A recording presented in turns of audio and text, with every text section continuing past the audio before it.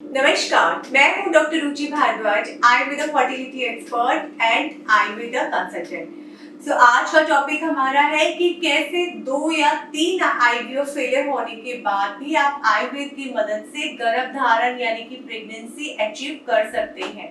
हाँ जी, सबसे पहले जानते हैं कि आईवीएफ फेल मैंने क्यों बोला। सबसे पहले इस सारे टर्म में हम बोलते हैं कि आईवीएफ होता क्या है।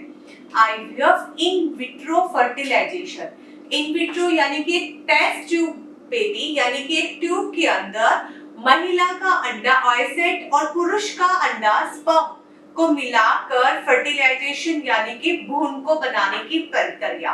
इस प्रोसीजर को हम मेडिकल साइंस में आईवीएफ बोलते हैं, इन विट्रो फर्टिलाइजेशन। अब बात करते हैं कि आईवीएफ मैम इसका जरूरत क्यों पड़ता है। ये जैसे कि हम सबको पता है कि जब प्रेगनेंसी अचीव ना हो रही हो, दोनों पार्टनर को साथ में रहते हुए बच्चे के लिए ट्राई करते हुए 1 साल से ज्यादा का समय जब हो जाता है तो इन विट्रो फर्टिलाइजेशन यानी कि आईवीएफ का सहारा लेना पड़ता है। जिन लोगों को अवेयरनेस नहीं है पुरानी मेडिकल साइंस, 5000 साल पुरानी साइंस आयुर्वेद के बारे में, वो अपना सबसे पहले ऑप्शन आईवीएफ रखते हैं। या फिर ये कह लीजिए कि आईवीएफ एक ऐसी टेक्निक है जो कि हमें लेट एज में बच्चा कंसेप्शन दिलवाने में हेल्प भी कर सकती है। जिस कंडीशन में मेल के अपने अंडे क्वालिटी पुअर होती है या फीमेल का एग रिजर्व होता है, ओवरियन रिजर्व लग चुका होता है, एग काउंट बिल्कुल नहीं होता, तो डोनर एग लेने की कंडीशन में आईवीएफ एक अच्छा ऑप्शन है। बट जब हमें प्रेगनेंसी किसी भी कारण से नहीं होती, इनफर्टिलिटी के बहुत सारे कारण हैं। सबसे बड़ा कारण ट्यूबल ब्लॉकेज, दूसरा कारण पीसीओडी यानी कि आपके अंडे सही ना बनना, तीसरा आपका एंडोमेट्रियोसिस की समस्या का होना जिससे भी स्कारिंग और प्रेगनेंसी अचीव नहीं होती, चौथा आपका अनएक्सप्लेन्ड इनफर्टिलिटी और पांचवा कारण की स्पर्म क्वालिटी पुअर होना, मोर्टेलिटी रेट ना होना। इन सारे कारणों की वजह से कोई भी कपल इनफर्टिलिटी पेशेंट यानी कि निसंतानता का पेशेंट बन जाता है। अब हम जैसे ही आजकल हमारी मार्केट में कमर्शियल बहुत सारी एडवर्टाइजमेंट हो रही है आईवीएफ को लेकर, एक साइकिल के साथ दूसरी साइकिल फ्री को लेकर, तो लोगों को लगता है हम जाएंगे आईवीएफ करवाने और हमें फटाफट बच्चा अचीव हो जाएगा। बट आंकड़े बताते हैं कि आईवीएफ सक्सेस रेट सिर्फ 20 से 30% है और उस 20 या 30% सक्सेस रेट पे हम जाकर अपने बॉडी में हार्मोन्स के इंजेक्शंस लगवाते हैं और साथ के साथ हम अगर जब हम फेलर लेके आते हैं अपना बहुत सारा पैसा, टाइम, मनी उसमें इन्वेस्ट कर तो वो फेलर हमें डिप्रेशन की तरफ ले जाता है और हमें लगता है अब कोई ऑप्शन नहीं है। आप मानिए कि आज भी आयुर्वेद में 70% वो लोग आते हैं आयुर्वेद से प्रेगनेंसी अचीव करने जो एक बार या 2 बार आईवीएफ करवा चुके हैं, आईवीएफ फेलर रह चुके हैं। अब ये आईवीएफ फेलियर पेशेंट को पता होता है कि कैसे हमने जल्दी से डिसीजन लिया आईवीएफ करवाने का, कम एज में भी हमने आईवीएफ करवाया और हमें सक्सेस नहीं मिला, और अब हमें इस एज में आयुर्वेद से या नेचुरल हमें प्रेगनेंसी अचीव हो रही है। वो क्यों हो रही है? क्योंकि आयुर्वेद आपके ना सिर्फ फिजिकल बल्कि मेंटल हेल्थ पे, इंटरनल हेल्थ पे काम कर आपकी एग क्वालिटी को बढ़ाकर आपको कंसेप्शन की तरफ लेके जा रहा है। आयुर्वेद जो कि 5000 साल पुरानी साइंस है, जो कि सिर्फ इस चीज पे काम करता है कि शरीर शुद्धि पर, ना सिर्फ वो आपकी क्लींजिंग इंटरनली होती है, फिजिकली होती है, मेंटली भी होती है। हमारे जो आयुर्वेदिक मेडिसिन होती है जैसे कि फॉर एग्जांपल अश्वगंधा ही आप ले लीजिए, जो कि अच्छे से वाजीकरण रसायन हम उससे बोल सकते हैं, जो कि स्पर्म मोर्टेलिटी, पुरुष के अंडों की क्वालिटी, महिला के अंडों की क्वालिटी के साथ साथ स्ट्रेस लेवल पे भी काम करता है, तनाव मुक्त भी करता है और जिसकी वजह से प्रेगनेंसी के चांसेस बढ़ जाते हैं। पर हर पेशेंट के लिए एक ही प्रोसीजर, एक ही मेडिसिन नहीं होती।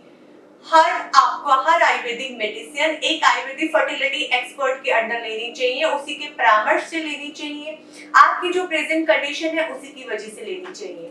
जैसे कि मैंने आपको आईवीएफ के बारे में बताया, आईवीएफ बहुत कारगर है जब आपको डोनर एग की हेल्प लेनी पड़े।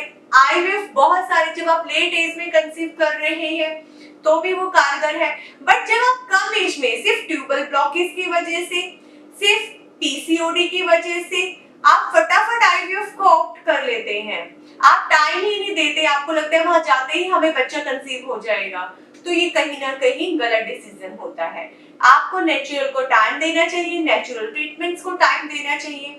अब बात करते हैं, मैंने आपको इनफर्टिलिटी के कारण बताए, आईवीएफ क्या होता है वो बताया।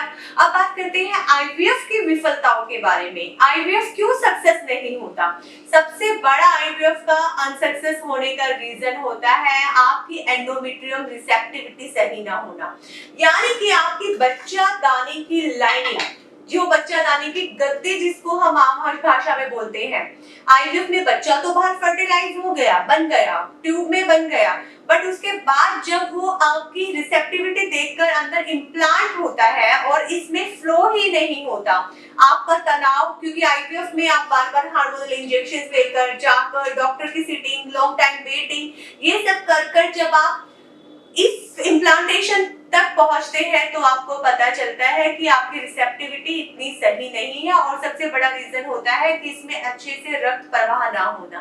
दूसरा आईवीएफ फेलियर का कारण एंडोमेट्रियोसिस होता है। तीसरा आईवीएफ फेलियर का कारण जो होता है कोई भी क्रोमोसोमल डिसऑर्डर होता है।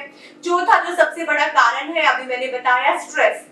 आईवीएफ प्रोसीजर का नाम लेके पेशेंट को जो स्ट्रेस होता है, जो वो आईवीएफ के प्रोसीजर के साथ हार्मोनल ट्रीटमेंट लेते हैं, उसकी वजह से जो बॉडी के डोपामिन लेवल्स हैं वो रिएक्ट करते हैं, तो स्ट्रेस की वजह से भी आपको आईवीएफ अनसक्सेस होता है। जो आपका चौथा बड़ा कारण है पीसीओडी, अच्छी एग क्वालिटी ना बनना, पहले से ही मेल के स्पर्म में या फीमेल के ऑयसेट में कोई इशू होना, या फिर वो इतने अच्छे एबल नहीं होते कि वो अच्छा फर्टिलाइज हुए, वो फर्टिलाइज ही अच्छे नहीं होते। पांचवा जो बड़ा कारण है फर्टिलाइजेशन की प्रक्रिया में कोई कमी होना, जो आपका एम्ब्रोलॉजिस्ट है वो कैसे फर्टिलाइजेशन कर रहा है, और या फिर आप जिस लैब से आईवीएफ करवा रहे हैं वहां पे एक दिन में एक एम्ब्रोलॉजिस्ट के ऊपर कितना बर्डन है, कितने फर्टिलाइजेशंस बनाने का, उस पे भी बहुत डिपेंड करता है। क्योंकि जो आजकल कमर्शियल मार्केट में एडवर्टाइजमेंट बन गई है, जितने नंबर ऑफ पेशेंट हैं और उतना ही वहां के स्टाफ पे काम करने का दबाव है, और नो डाउट उस दबाव के रहते क्वालिटी जो होती है वो कॉम्प्रोमाइज होती है। तो इन सारी वजहों की वजह से हमारा आईवीएफ जो है वो अनसक्सेस होता है। अब बात करते हैं मैम इसमें आयुर्वेद कैसे मदद करता है। आयुर्वेद जितनी भी क्रॉनिक डिजीज है हर बीमारी में बहुत अच्छा काम करता है। आयुर्वेद आपकी एक्सटर्नल और इंटरनल दोनों क्लींजिंग पे, सबसे पहले आयुर्वेद में जो पंचकर्मा है, जो स्पेशली फर्टिलिटी पंचकर्मा है, वो जैसे कि मैं अपने सेंटर पे 5 पंचकर्मा को बहुत अच्छे से वैल्यू देती हूँ फर्टिलिटी ट्रीटमेंट में। जो कि मेन पंचकर्मा है वमन, यानी कि वॉमिट, आपका जो हम नेचुरल कुछ मेडिसिन के उसमें हम वॉमिट लगवाते हैं पेशेंट को, वमन होता है मेडिसिन की हेल्प से। दूसरा विरेचन, अगर बॉडी में बहुत ज्यादा पित्त बन रहा है, बार बार अबॉर्शंस हो रहे हैं, आईवीएफ इम्प्लांटेशन फेल हो रही है, तो वो पित्त उसके पीछे रीजन होता है, तो विरेचन। तीसरा नस्य, आपकी एग क्वालिटी को, आपके हाइपोथैलेमस को एक्टिव करके नाक के द्वारा कुछ ऐसे औषध डाले जाते हैं जिसके आपका एएमएच इंप्रूव होता है, आपकी एग क्वालिटी इंप्रूव होती है, आपके एफएसएच जो लेवल है वो मेंटेन रहता है।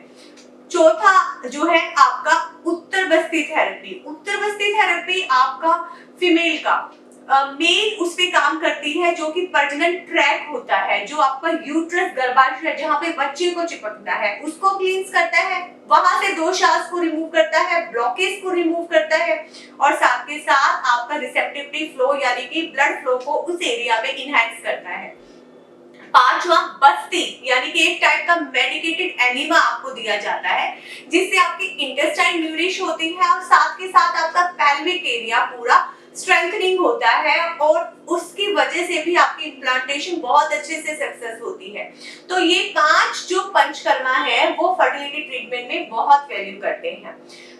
जो आप जब आईवीएफ करवाने जाते हैं तो आपकी इम्प्लांटेशन को अच्छा बनाने के लिए आपको पीआरपी थेरेपी दी जाती है। एग हचिंग प्रोसेस किया जाता है, जिसमें कि एग शेल अगर हार्ड बनती है उसको थोड़ा सा वो कर उसको इम्प्लांट के लिए प्रिपेयर किया जाता है। तीसरा, कुछ इंजेक्शंस लगाए जाते हैं जिससे एंडोमेट्रियम लाइनिंग अच्छी बनती है। बट आयुर्वेद पहले से ही 5,000 साल पहले से ही ऋतु क्षेत्र बीज अंबु पे काम करता है। ऋतु आपका ओव्यूलेशन साइकिल, आपका पीरियड्स, जिससे कि अच्छे पीरियड से ही आपका ओवा ओसाइट अच्छा बनेगा। क्षेत्र यानी कि आपको बच्चे को जहां इम्प्लांट होना है। अंबु यानी कि आपको न्यूट्रिशन देना, यानी कि आप जो गर्भाशय को न्यूट्रिशन दे, जो आपकी एग क्वालिटी को न्यूट्रिशन दे, ऐसे ड्रग्स चलाना, ऐसे वाजीकरण और ऐसे रसायन चलाना। और चौथा, बीज यानी कि एग क्वालिटी, मेल की भी पुरुष की भी एग क्वालिटी और स्पर्म मोर्टेलिटी पे ध्यान देना, फीमेल के ऑसेट पे ध्यान देना। वो ऋतु क्षेत्र बीज अंबु पे हम काम करते हैं पंचकर्मा और कुछ आयुर्वेदिक मेडिसिन के तहत। तो इन सारी चीजों के प्रोसीजर से आपका आईवीएफ के बाद भी आप गर्भधारण आसानी से कर सकते हैं। और जो कि मैंने पंचकर्मास बताए, इन सारे पंचकर्मा के बाद भी उपकर्मास होते हैं। योनि प्रक्षालन यानी कि आपकी वेजाइनल वल्वल हेल्थ का ध्यान रखना। पिच्चू धारण, कुछ आयुर्वेदिक टेम्पन्स ऑयल और घृत के इन्फ्लुएंस आपको रखने के लिए देना, जिससे एडेनोमायोसिस एंडोमेट्रियोसिस की समस्या क्योर होती है, आपकी मायोमेट्रियम की समस्या क्योर होती है और जिसकी वजह से भी इम्प्लांटेशन सक्सेस होता है। योनि प्रक्षालन से आपका पीआईडी ठीक होता है।